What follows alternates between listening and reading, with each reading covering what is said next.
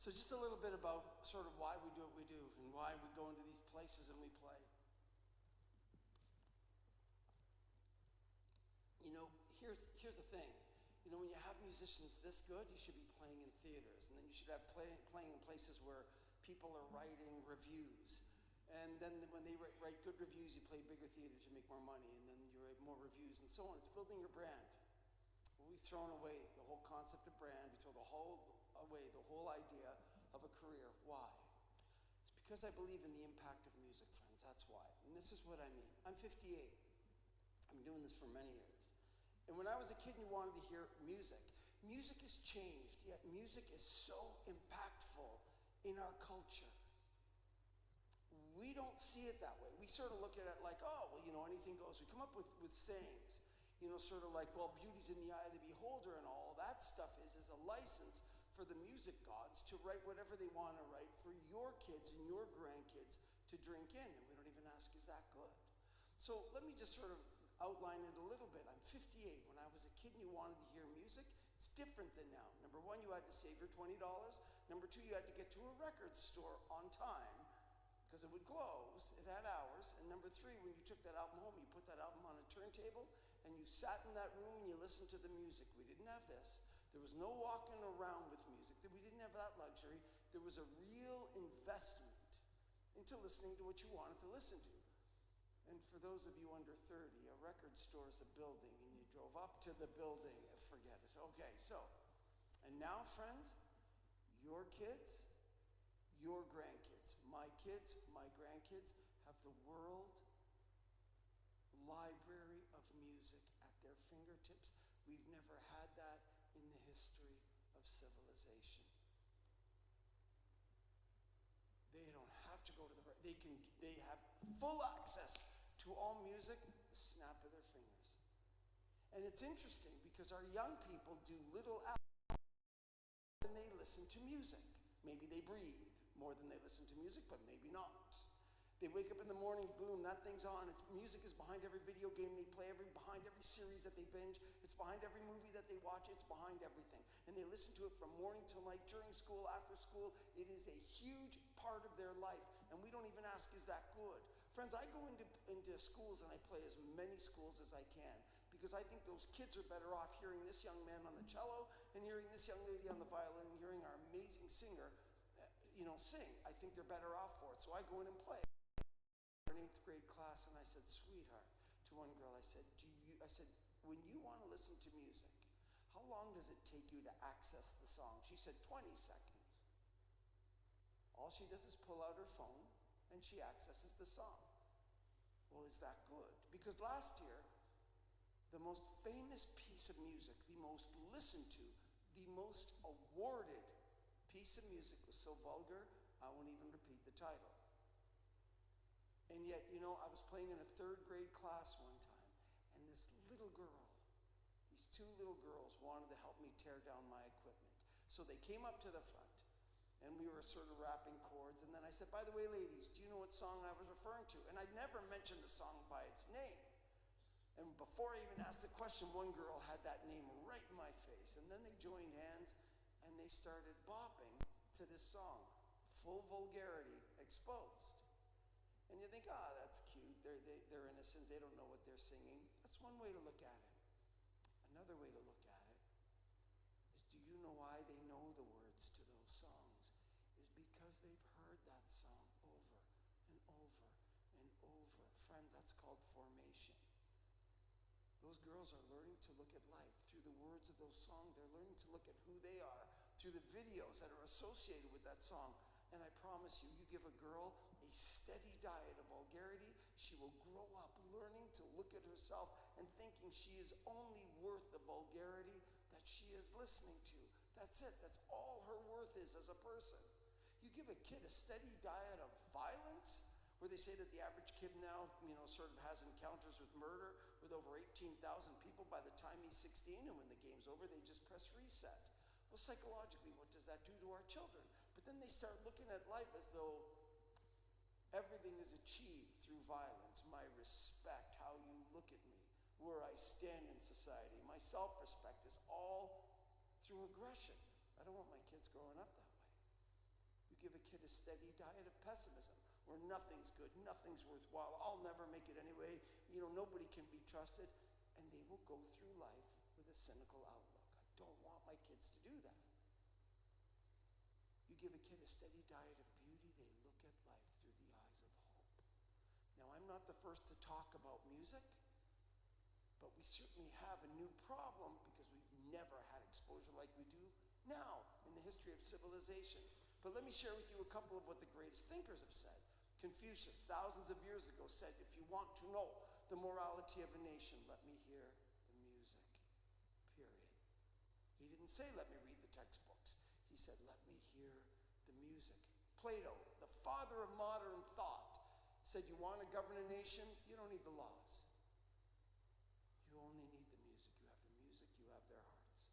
Plato also said, music is a moral law. It gives soul to the universe, wings to the mind, and flight to the imagination, and a charm and a gaiety to life and to everything. Isn't that amazing? I thought music was just background to dinner.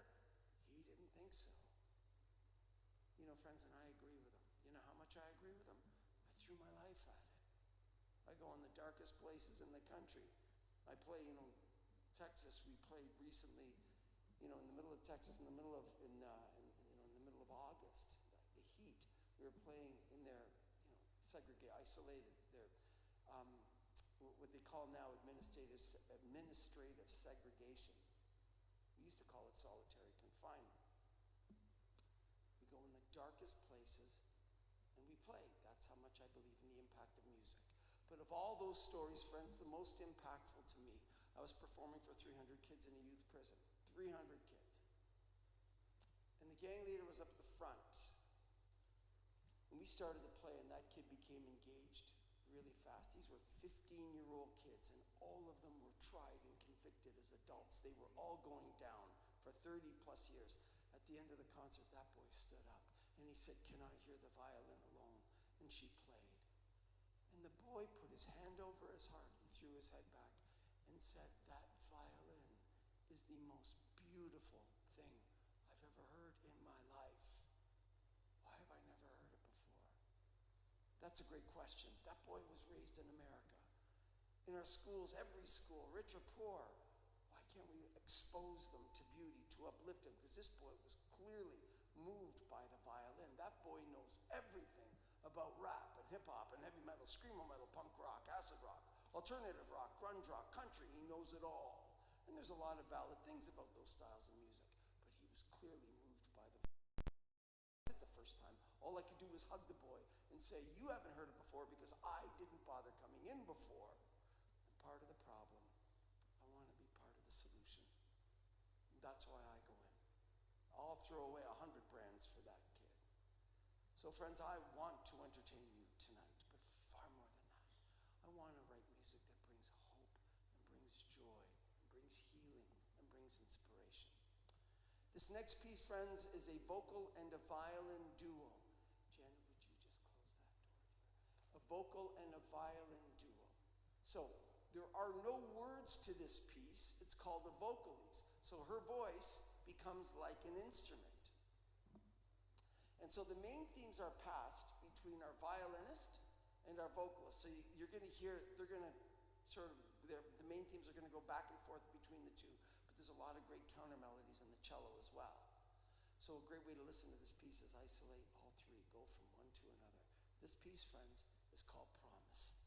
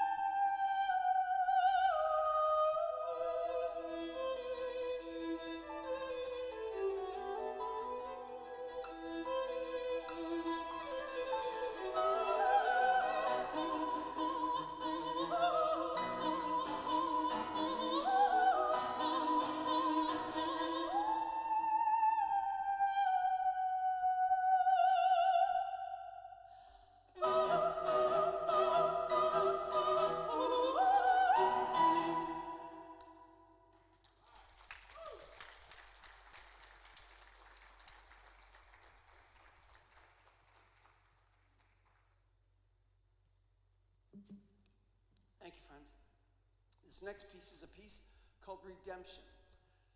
Got a call from a youth prison up in Northern California, and they said, one of our kids got in trouble. Would you come and play for them? Friends, they have no idea what they're asking. For me to go and play a concert in Northern California, I have my gear. All the sound you're hearing, the lights, it's all mine.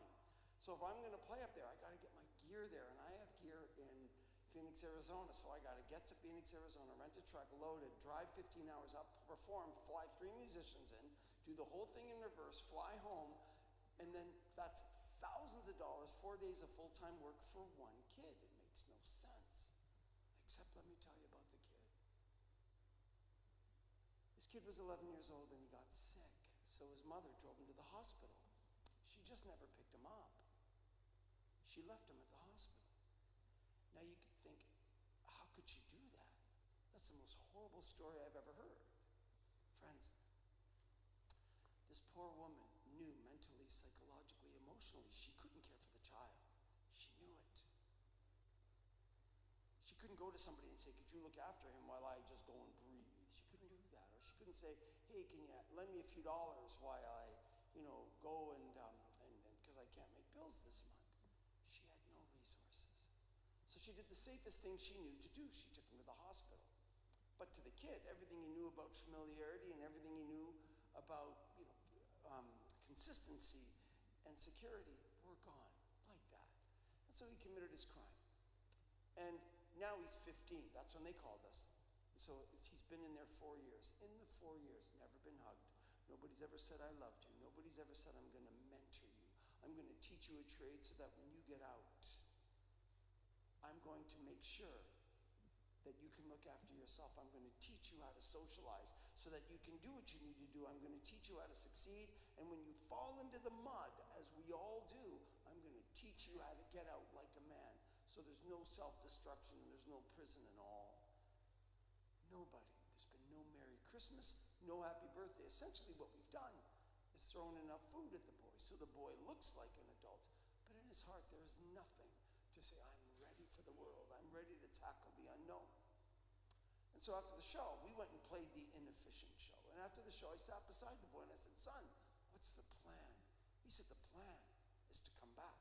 So this is a boy that already at 15, he's self-condemning. He's already decided he's not worthy of any goodness. He's not worthy of any mercy, any redemption. He's not worthy of any humor. He's not worthy of any joy. He's already condemned himself far harsher than any judge will ever condemn him. And when a man or a woman or a child decide that they are going to self-condemn, it's tough to get them out of it. As I told you earlier, I played for many, many people who suffer from PTSD that are associated, with our veterans. Something that's very common. I'll never forget, I played at one and this man stood up and he said, there's no God that could ever forgive me for the horrible things I've done. Now, there's not a religion alive that would agree with that statement, but he doesn't care. All he wants to do is self-condemn. And when a person decides that they're going to self-condemn, it's tough to get them out of that mode. So I want to share with you a very personal story about self-condemnation. 2.5 years ago, my eldest son took his life. My boy was 25, good boy, but he suffered from what was called Asperger's, so he always had this pain, and we couldn't lick it. But he took his life when I was in Denver. I was performing in Denver. So here's what happened. 2 weeks before the show, I got a call. And this woman said, would you add 1 day to your show? And I thought, or to your tour. And I thought, I'll already be on tour for 2 weeks. And friends, when I'm on tour, I get anywhere from 2 to 5 hours of sleep. And after 2 weeks of that, I don't even know my own name, And I thought to add another day, she wanted me to go 3 hours west of Denver. Nobody lives 3 hours west of Denver. So I knew I was going to play to about 10 people. And I thought, I'm going to be exhausted. All I want to do is go home. I'm going to go and play for 10 people. 6 more hours of driving. I thought, just say no.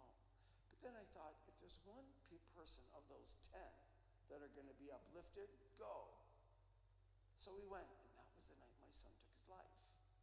My wife was on the way to his house because he had a headache. And he called her and said, Mom, I've got a headache. Please come with the medicine. And she was on her way.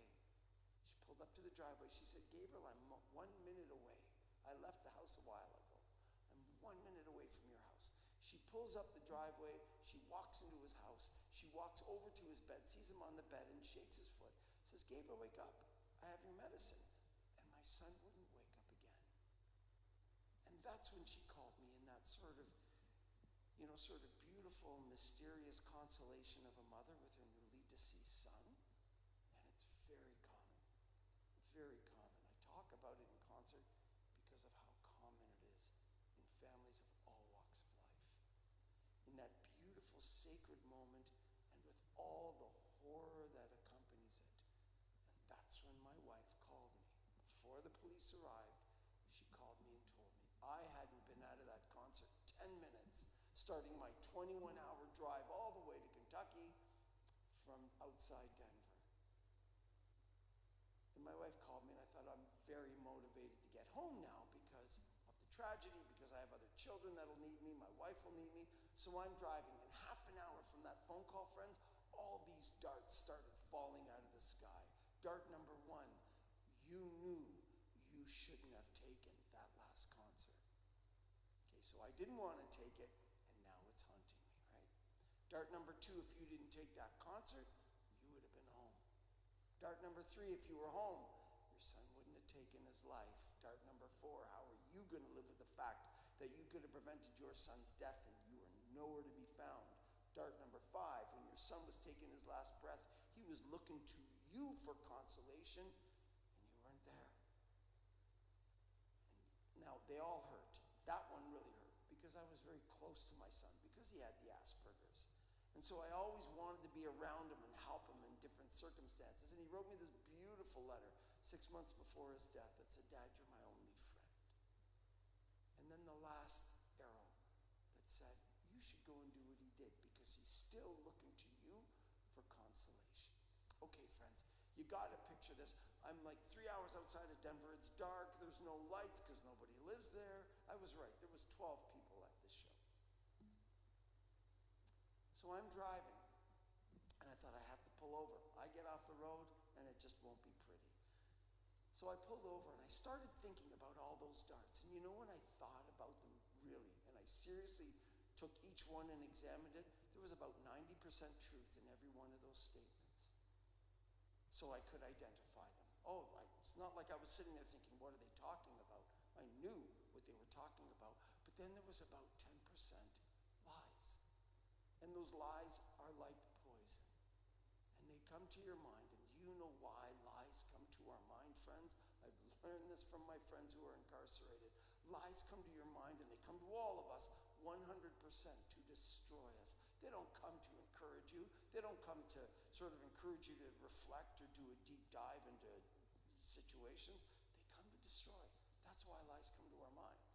And if I drank the water of those lies, I could go in that corner over there and I could self-destruct from all the pain, all the loss, all the confusion, all the fatigue that was all converging at one time. And I wanted to, because someone had to pay for my son's death, and I thought I should be the one that pays for it. But I thought, no, I'm not going to live by lies, and I'm not going to die by lies. So friends, you know, just because of thought, I'll take the tough questions any day. I'll admit where I'm wrong. I'll recognize where I need to grow, but I will not do that, any of that, based on lies. I will not drink that water. Just because a thought comes to our mind, it doesn't make it part of our story. Even if it's 90% true, even if it's 100% true, but it happened at a different time.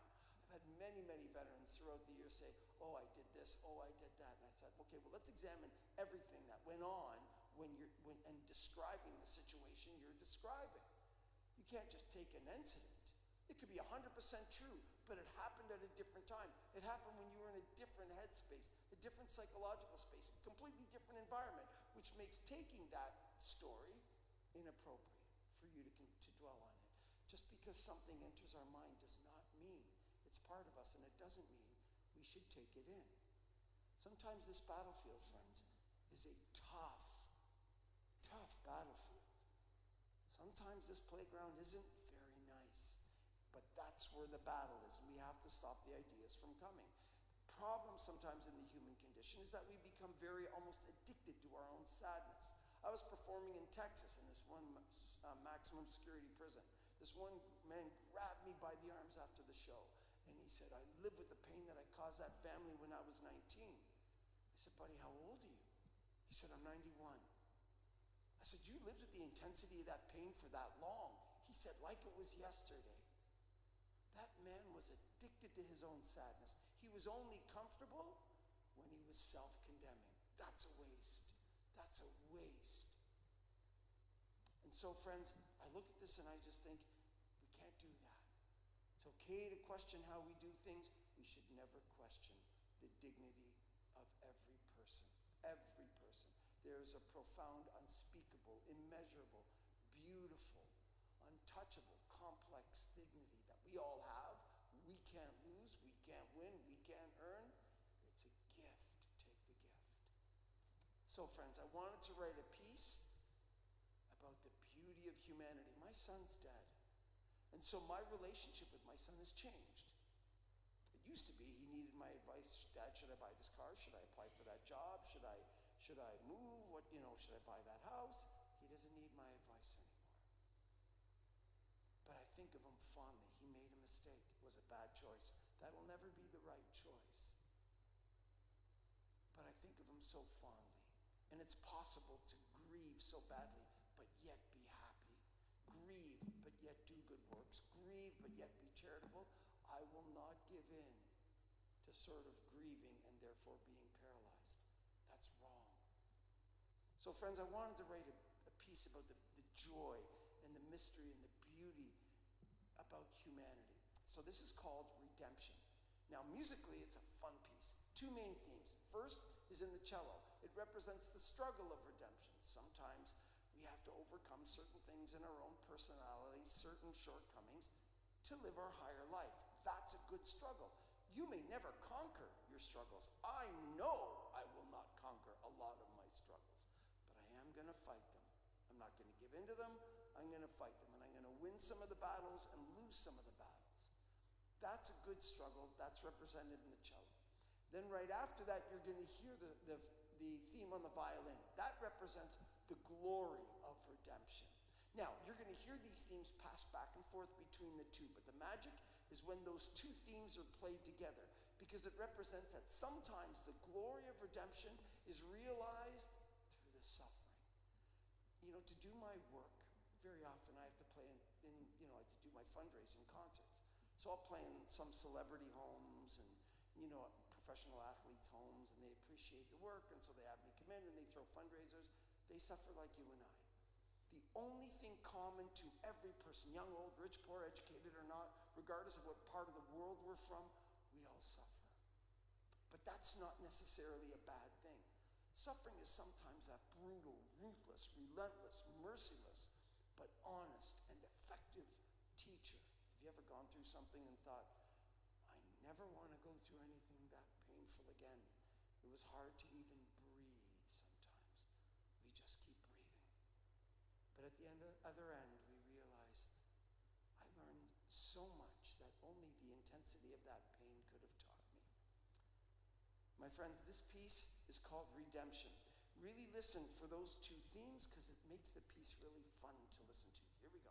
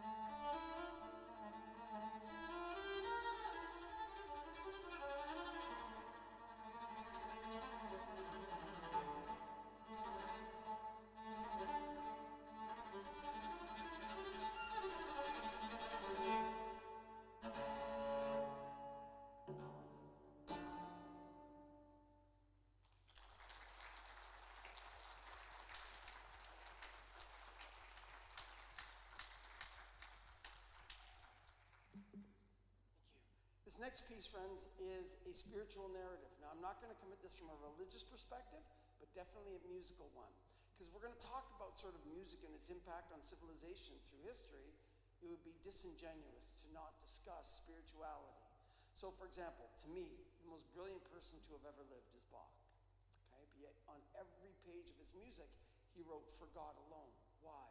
Because he knew if he took something sublime, like spiritual narrative, and he accompanied it with beautiful music, and he wrote it effectively, it would effectively touch the human person on an extremely deep level, and he knew it.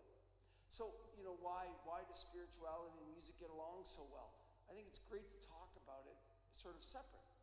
When we talk about, let's talk about spirituality, and then we'll tackle music. Spirituality, friends, it's the most intellectually high topic that you could ever choose. Psychologically high topic. You took any people up here, two people, doesn't matter what they believe, and you say we're going to discuss spirituality, we're now talking about something very high. Why? Because it means that you necessarily do a deep dive into your own convictions about things that aren't necessarily obvious. For example, spiritual question number one, what happens when we die? When my son passed away, that question was right in my face in a very rude way. It wasn't this nice philosophical topic. I've never met anybody that says, when you ask them about what they believe after death, they said, "Oh, that's a great question. I never thought of that." We've all thought of it. Second question, if you die, is there a deity involved? Is there some sort of God involvement? And does our life now matter with respect to that?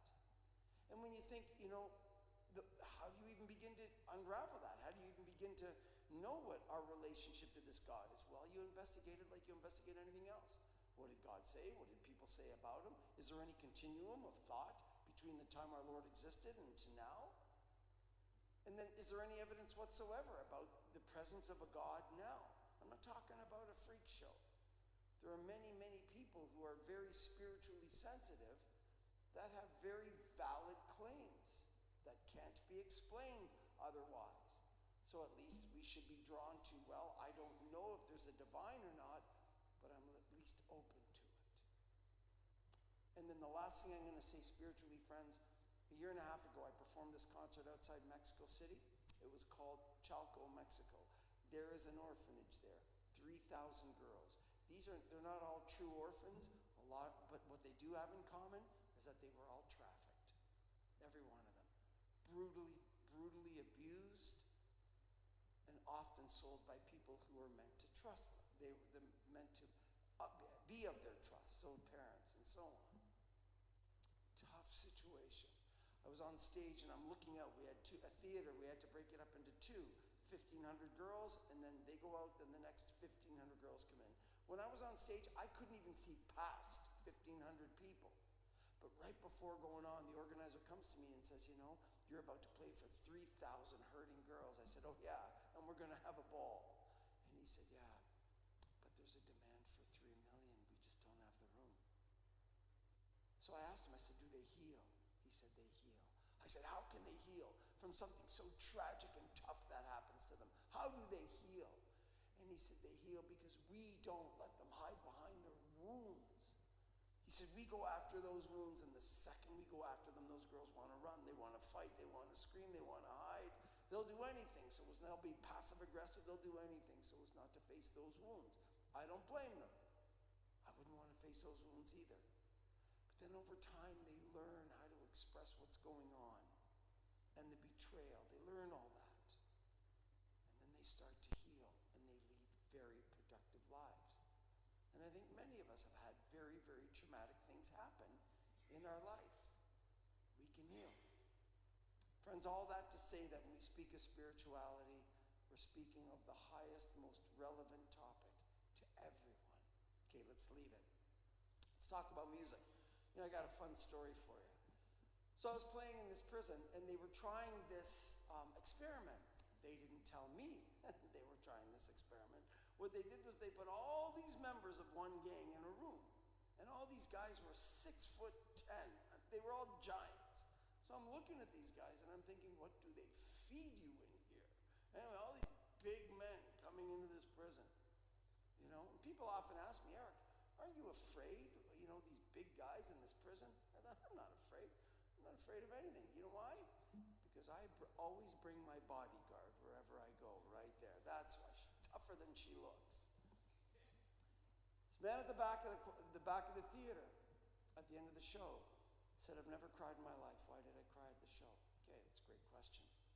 I want to talk about him, and I want to talk about that boy that I mentioned at the very beginning of the show, that 15-year-old boy that wept over the violin.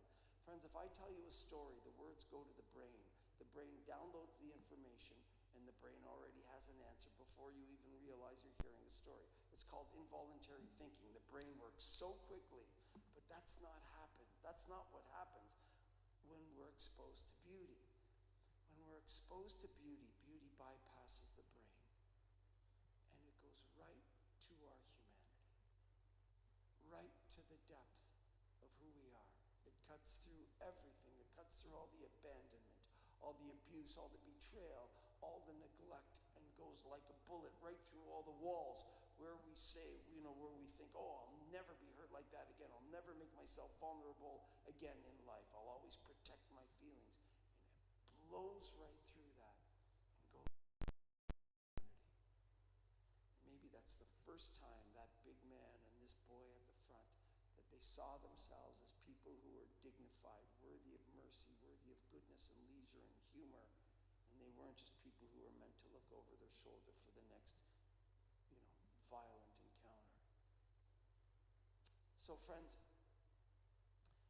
when you combine something like the greatest form of thinking, like spirituality in the highest form, with something that has access to our very soul, that's why music and spirituality get along so well. So this piece is called Panis Angelicus. Panis is bread, Angelicus is angels. This is called The Bread of Angels. It was a poem written roughly 1,000 years ago. First of all, why does something last 1,000 years? Because it has meaning to the individual and meaning to civilization. If it didn't have meaning, it wouldn't last a week. But this has lasted 1,000 years. Well, what is it about bread of angels? Angels don't need bread, but angels have a hunger for something far more profound than bread. Angels have a hunger to have an encounter according to the poem this is, to have an encounter with the one who created them out of perfect love, Almighty God, according to this writing, this sacred narrative 1,000 years ago. So they're happy because they have this encounter with God.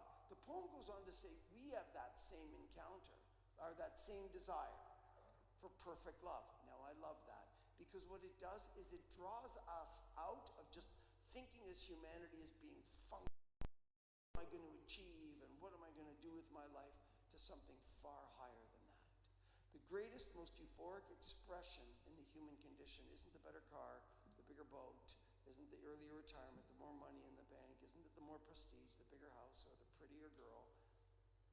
It's to love another and to be loved, but that's tough. It sounds cliche and easy. To love another isn't the guy, guys, it's not the guy that's your bro and says, hey man, I love you. He doesn't love you. He likes you. And it's not the girl that says, love you. She likes you. The one who loves is the one who sacrifices for you. That's it. That's why I love the military. They make unbelievable sacrifice for people they don't even know. Isn't that amazing? So love is sacrifice. The one who loves you perfectly is the one who's willing to die for you. There's no father in this room that wouldn't die for their children. That's perfect love. Okay? That's tough. Even tougher to receive love. When my wife says, Eric, I love you, suddenly that worm shows up from my soul and it says, no. Remember how you think. Remember the grudge you kept. Remember how you lost your patience over there. It reads the litany of everything I've ever done wrong, and then it concludes, you're not worthy of her love. Guilty, 100%, of everything that thing says, except my wife doesn't love me because I do good things and I avoid bad things. She'll respect that. She doesn't love me for that. Love is a profound gift, and I have to fight to receive that gift. Tough. And so the author knew all this, and he wanted to write this and sort of capture this in some sort of narrative. So he wrote this poem, but he wrote a poem. He didn't write an essay. Why? Because an essay is made up of words, and that would touch the intellect. That would have lasted a solid week, on a good week. He wrote a poem because the words go to the brain, but the beauty of the poetry go in and connect with the soul. That combination of the intellect and the movement of our very humanity is profound. So this piece, friends, is called Panis Angelicus. The words are written roughly 1,000 years ago, and the music I finished just a few years ago. Here we go.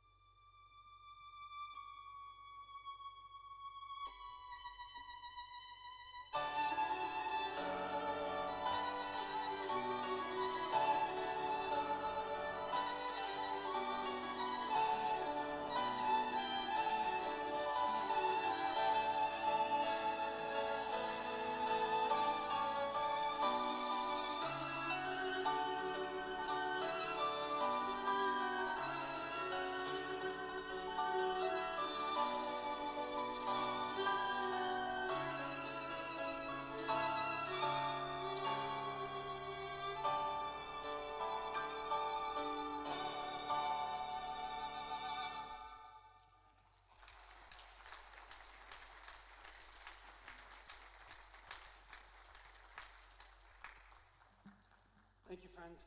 We have one more piece for you this evening. And just before we play again for the veterans that are here, such an honor for me to be able to do this and to share this night with you. I would also like to tell you at the table, we're running a bit of a special. I have CDs available. Usually I sell them for $300 a CD. Now, I've never gotten it, but I sell it.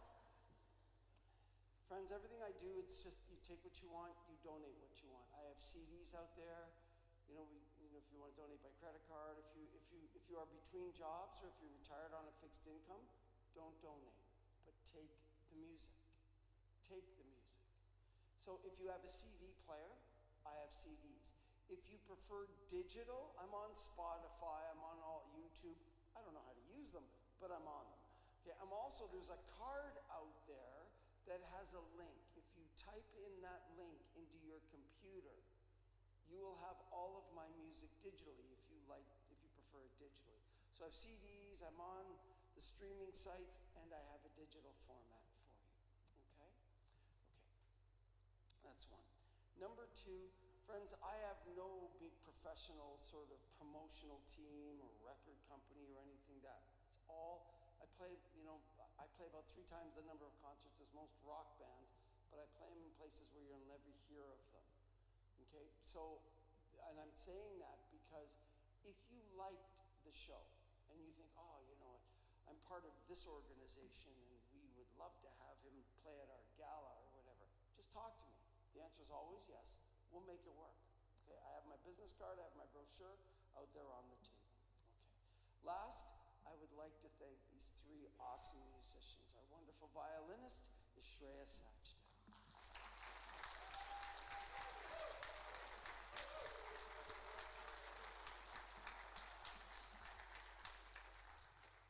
And our wonderful cellist is Nathaniel Hoyt.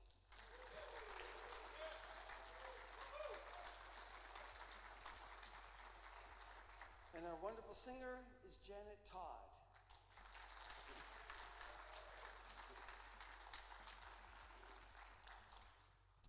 Okay, friends, this last piece is a love song. Now, I've been married for 30 years, and my wife and I have a very beautiful, supportive, loving life. And we have a beautiful girl who's here. My daughter is 20 years old, and my beautiful daughter has Down syndrome. Now, I'm going to tell you a story about my daughter. Okay?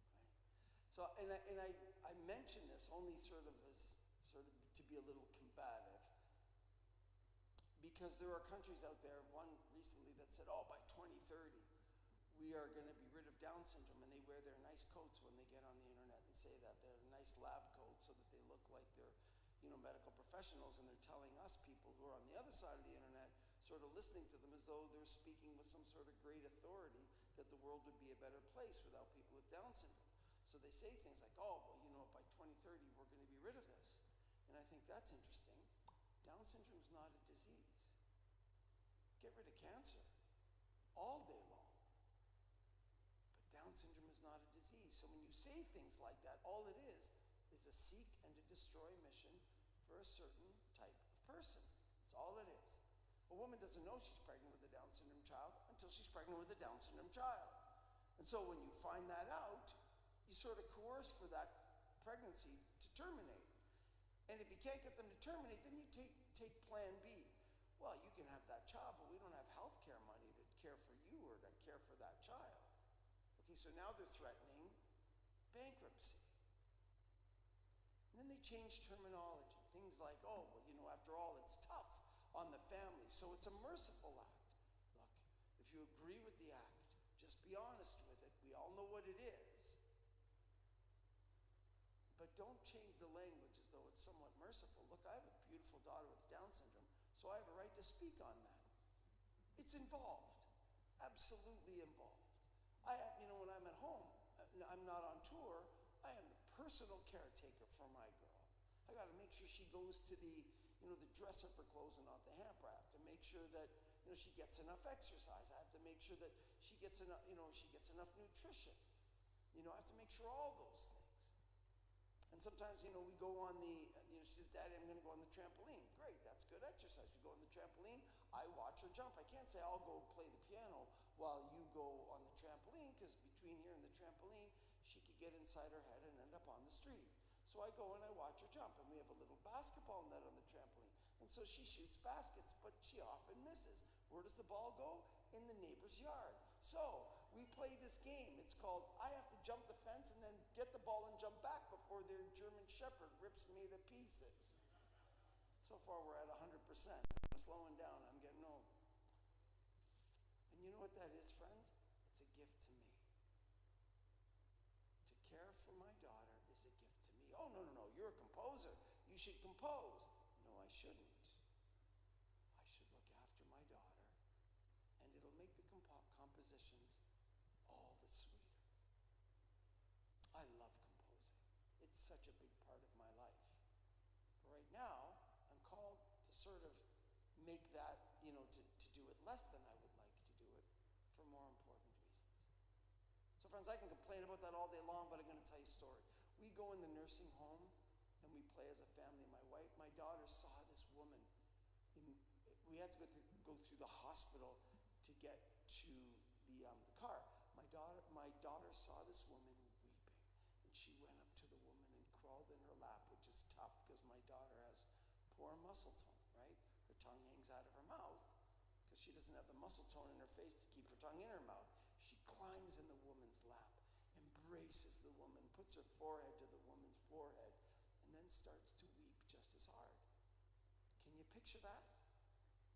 You know what that's called? It's called perfect human compassion. And it's perfect because my daughter didn't say, oh, you know what? Are my friends going to think this is cool? If my friends don't think it's cool and they're going to make fun of me and they won't approve, I'm not going to jump in her lap. My daughter doesn't know to worry about what her peers and her friends think. You and I suffer from the disease of what society thinks of us. She doesn't know to do that. All she knew to do was to love. I didn't hug the woman because I thought, you know what, it'll make her feel uncomfortable. Isn't that funny? I let my perception of other people's impression of me stop me from doing the greater human good. It did not stop my daughter. So who is truly disabled? Me or my daughter? I wish I could have that moment back because, this woman was showing me a vulnerability that we don't show in our culture. In our American culture, everybody's fine. How you doing, bro? Fine. How about you? Fine. We're also fine. But behind that fine, very often people are fighting these dragons that we know nothing about.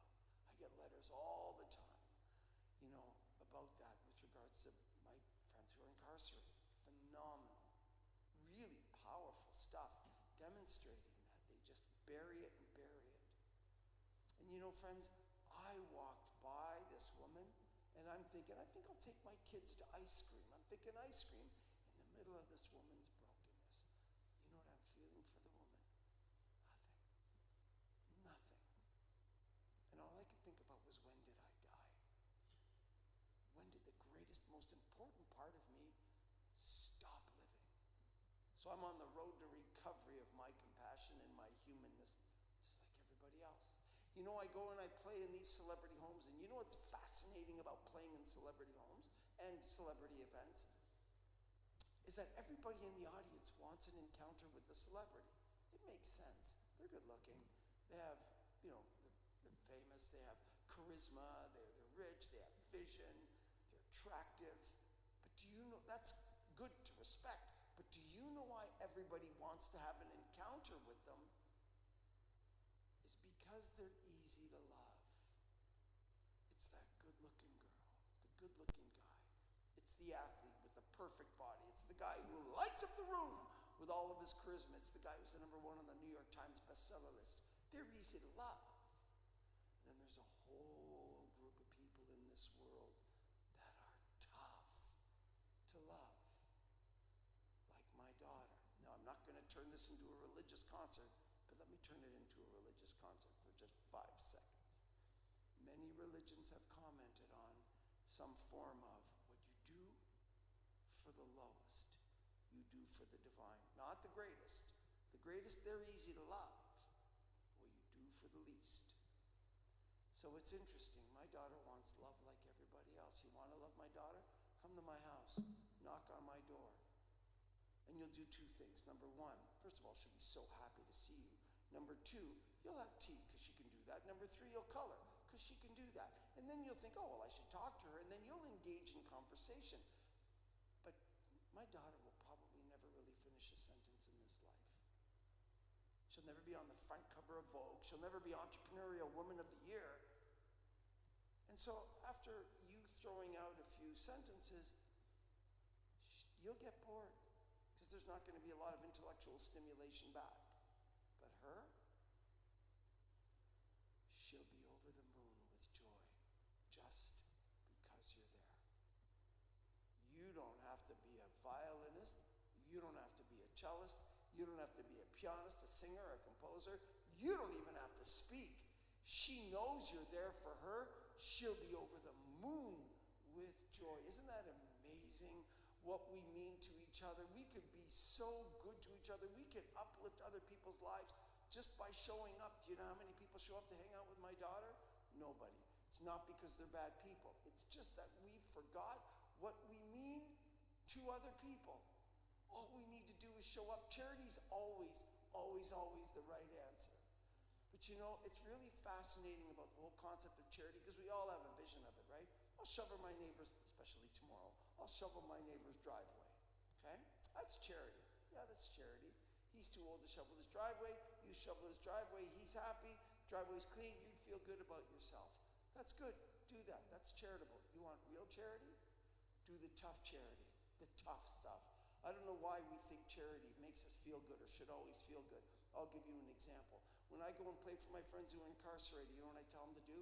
Call that father that completely abandoned you, that had nothing to do with you when you were growing up. Call him and forgive him. And the reaction is often, no, I'm not calling him. I can't stand him. That's a very normal human reaction. To have an aversion to people who have offended us and hurt us and betrayed us and neglected us and hurt us and so on. That is a very normal natural reaction, but the desire for charity supersedes what you and I feel. Call them. Call that mother. Now, a lot of times their mothers suffer from addiction, and the fathers aren't around, so you know who gets the brunt of that anxiety and that tension? The child. Call that mother that abused you day after day and did not look after your needs, and forgive her. Charity's not easy. Call that brother that stole your inheritance. Call that uncle that always told you how dumb you were. I'm not calling him. He's rude. He puts me down. I'm not going to be treated that way. Be treated that way. Nobody died from being insulted. What about the 5 cool kids at school and the one kid that's a bit off? You tell those 5 kids, go and have lunch with that kid. I'm not having lunch with him. He's weird. He does not want to be weird. He's weird because he has mental issues. He has emotional issues. Have compassion on the boy that suffers. He would love to be cool like you, but he's not blessed with that. Go and have lunch with him. Nobody asked you to heal him. Yeah, but there's nothing at all in me that wants to hang around him. I get it. Go and have lunch with him. Let him be weird for an hour. Sit there for an hour. You know why? Because he'll know that you're there for him and it'll make him feel overjoyed. You also know that you're doing the right thing and that gives you dignity. So friends, charity, always beautiful. My daughter's mastered that. Look, just because I can hold the microphone doesn't mean I have all these things together. I struggle with all of them. I'm bad at most of the things I spoke of tonight, but I'm trying. Friends, when my daughter was born with a really bad heart. She was dying at 3 months. And so the doctor said, well, here we are. You have the surgery now. She probably dies tonight. You don't. She definitely dies within a few days. So I thought, is there a door number 3? Anyway, so we went with the surgery. Come, baby, come. So we went with the surgery, and she obviously lived, and she's doing phenomenal. Come on up here. And you can see a little bit of the scar right there. But she's doing great. And so she's 20, and you have to be 18 to get into the prisons. She was in the prison last night, and she knocked it out of the park, and they loved her. But this is a love song when she went in the operating room, and I was in the waiting room, and I wrote this piece when I was in the waiting room 5.5 longest hours of my life. This piece is called Here I Am.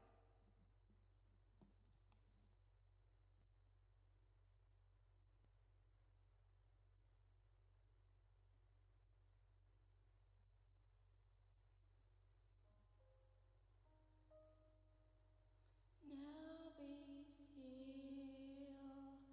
when the battle's against the wall. Victory, no seems no hope at all. The behold is a soul's heart, is a paradise. Now be still until strong. He will of a fire when it's cold. He will of a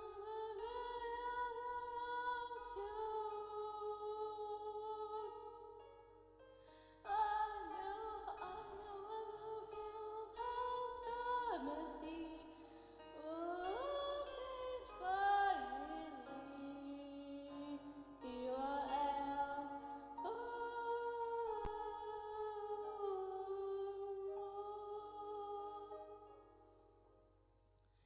Take my hand without a tire. Take my hand, then come a wider day. For the love of you and me is so naughty.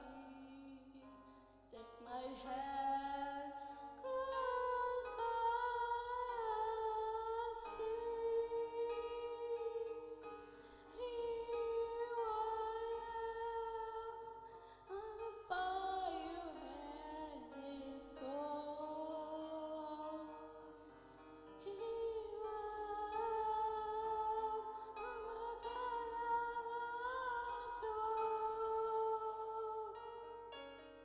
on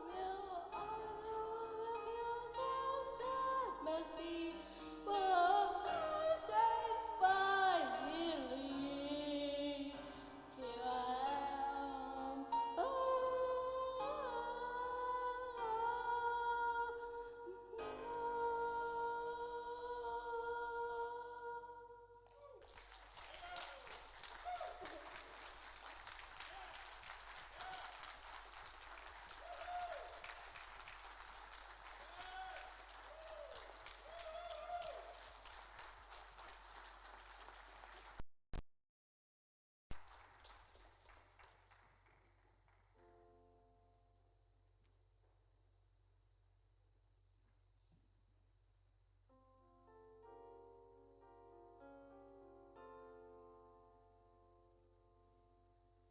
Now be still when your back's against the wall.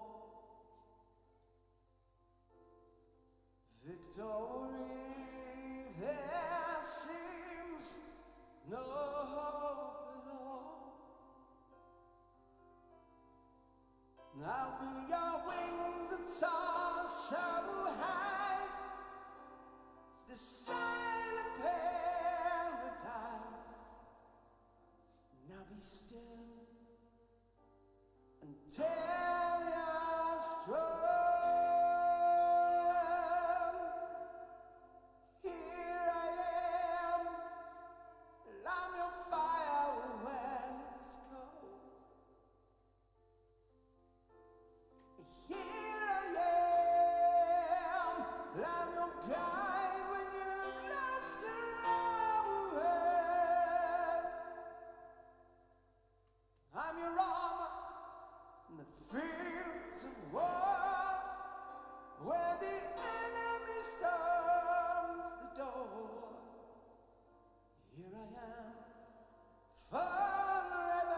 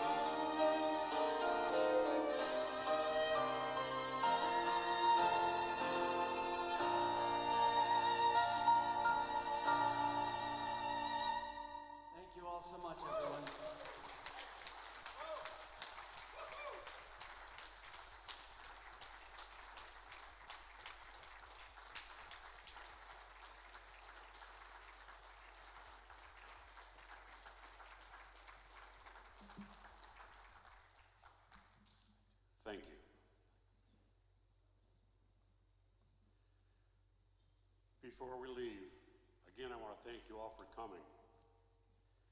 And in your program, in the insert, there's a list there of a few organizations.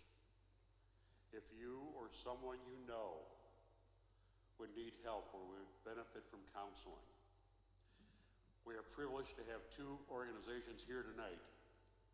Jennifer O'Neill and Hope and Healing at Healing Glade, Equine Therapy, and Rob from Operation Stand Down. They are in Nashville, Columbia, and Clarksville. And I spoke earlier about our community engagements, and we never ask for donations. And I'm not asking for one now. If you feel you would like to make a donation, you can either make it, on your program it tells you how to make a donation direct to Eric, or you can make a donation to our chapter.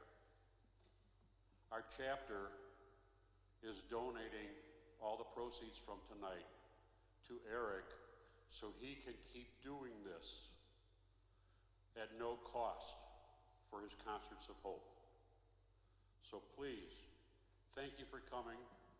Be safe, and thank you again, all of you,